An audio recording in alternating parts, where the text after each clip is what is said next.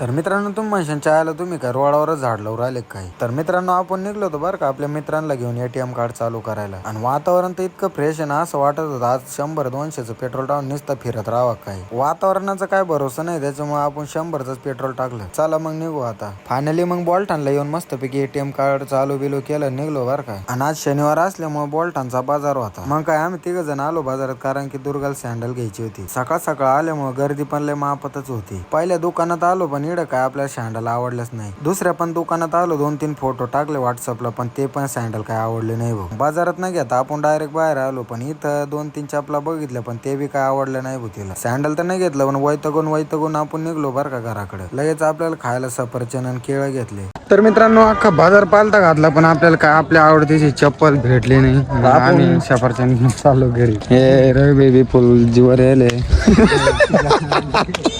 आणि तुम्हाला तर माहिती असली कॉमेडी होतच असते म्हणून. थोडंसं पुढं आलो व बघितलं रस्त्यामध्ये मोठं खड्डं पडलेलं होतं. मग कोणाची गाडी त्या गड्ड्यात जाऊ नये म्हणून मस्तपैकी एक फाटी तोडली दिली त्या गड्ड्यात लावून. आणि विषय कसा माहितीये का, आता पाऊस नाही, त्याच्यामुळे पाऊस जर पडला तर ते गड्ड्यात दिसणार पण नाही कोणाला. तेवढं काम झाल्यावर थोडं पुढं येऊन मस्तपैकी थांबलो होतो, कारण की आपल्याला सफरचंद ते खायचं होतं. चाल ते सगळं झालं, पण हे शंकू आहे का शंका आहे नेमकं, तर ते तुम्ही कमेंट मध्ये सांगा. व्हिडिओ आवडला असेल तर नक्की लाईक करा. भेटूया नेक्स्ट व्हिडिओ मध्ये. Bye bye.